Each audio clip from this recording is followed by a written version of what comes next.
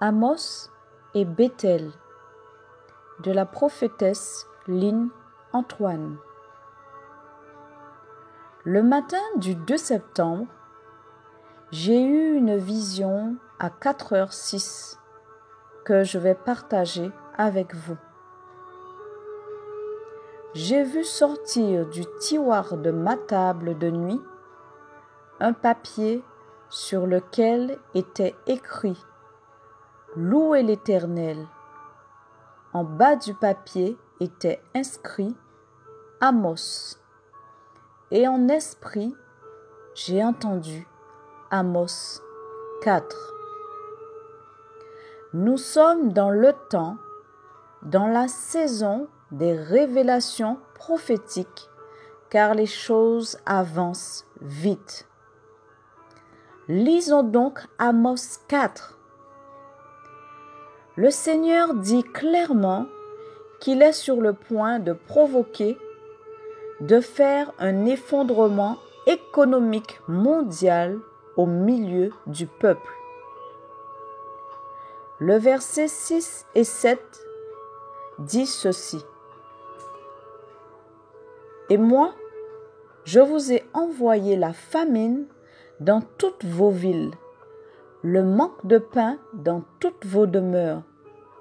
Malgré cela, vous n'êtes pas revenus à moi, dit l'Éternel. Et moi, je vous ai refusé la pluie, lorsqu'il y avait encore 3 mois jusqu'à la moisson.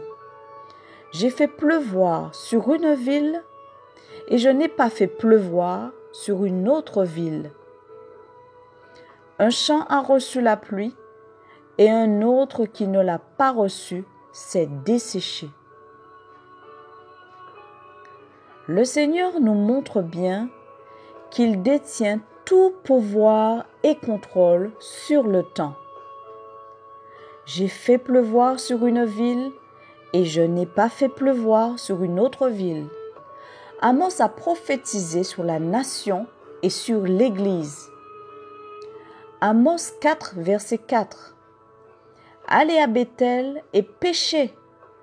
Allez à Gilgal et péchez davantage. Ce qui veut dire, allez dans vos traditions, vos coutumes, vos habitudes, dans vos mondanités. Continuez dedans.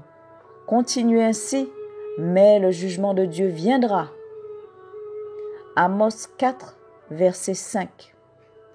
Faites vos sacrifices de reconnaissance avec du levain, ce qui veut dire continuez à offrir des offrandes avec du levain, mais le jugement de Dieu viendra. Le livre de Lévitique, chapitre 2, verset 11 nous dit « Aucune offrande que vous présenterez à l'Éternel ne sera faite avec du levain. » Une offrande avec du levain représente donc la désobéissance et la rébellion. Le levain, symbole de fermentation, de décomposition, de corruption, montre que le peuple persiste dans la désobéissance, dans la rébellion et dans la corruption. Dieu met le peuple en garde. Le temps est arrivé de cesser le ritualisme et le formalisme. Le temps est arrivé de sortir de la corruption et de rechercher la sanctification. Amos 3. Amos 3, verset 9, parle du jugement de Dieu, de confusion, d'oppression, reflétant les guerres, les catastrophes, etc. Amos 3, versets 10 et 11. Ils ne savent pas agir avec droiture, dit l'Éternel. Ils entassent dans leur palais les produits de la violence et de la rapine.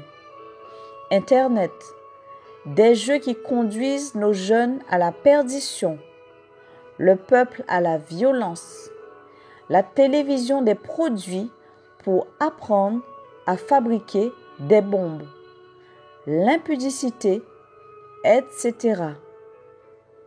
Tes palais sont pillés. Amos 8, verset 4. Écoutez ceci, vous qui dévorez l'indigent et qui ruinez les malheureux du pays. Nous savons que beaucoup d'entreprises profitent des petits avec des salaires ridicules. Le travail au noir, la prostitution des jeunes enfants. Les palais représentent de grandes entreprises ou de grandes sociétés.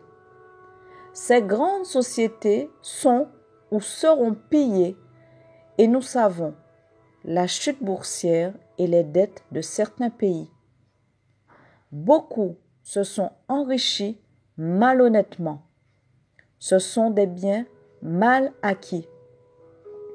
Beaucoup pensaient que leur entreprise était bien fondée, mais le seul et véritable fondement est en Christ. Amen. Amos 3, verset 15. Amos 5. Le Seigneur détruira leurs forces, leur fortune, ils ne pourront plus se glorifier, et il ne restera que des ruines. Genèse 28, verset 17. La maison de Dieu, l'église de Dieu. Béthel était la maison de Dieu, le lieu où Dieu avait manifesté sa présence, le lieu où Jacob avait eu la vision de l'échelle qui montait vers le ciel. Un lieu saint, un lieu d'adoration, un lieu de rencontre, et lorsque Jéroboam est devenu roi, il a corrompu l'adoration à Béthel. 1 Roi 12, versets 28 à 31. Après s'être consulté, le roi fit 2 veaux d'or et il dit au peuple, « Assez longtemps vous êtes montés à Jérusalem, Israël. Voici ton Dieu qui t'a fait sortir du pays d'Égypte. » Il plaça l'un de ses veaux à Béthel et il mit l'autre à Dan. Ce fut là une occasion de péché.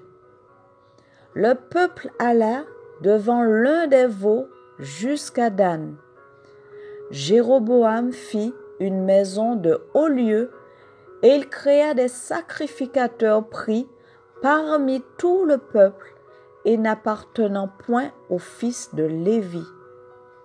Nous voyons aujourd'hui l'esprit de Béthel dans les églises, une adoration avec l'esprit de Béthel. Beaucoup d'églises tolèrent les habits légers, les corps exhibés et laissent entrer les principes mondains. Cela ne peut que conforter le peuple dans sa vie de débauche. Il est écrit « Béthel anéanti ». Amos 5, verset 5. Beaucoup d'églises qui auraient dû être de véritables lieux d'adoration, mais qui, au lieu de cela, laissent entrer la corruption, seront anéanties. Beaucoup se plaisent dans ce genre d'église et refusent de se conformer aux principes de Dieu. Amos 5, versets 4 et 5. Ainsi parle l'Éternel, cherchez-moi et vivez, ne cherchez pas à Béthel. Romains 12, verset 2. Ne vous conformez pas au siècle présent, mais soyez transformés par le renouvellement de l'intelligence, afin que vous discerniez quelle est la volonté de Dieu, ce qui est bon, agréable et parfait.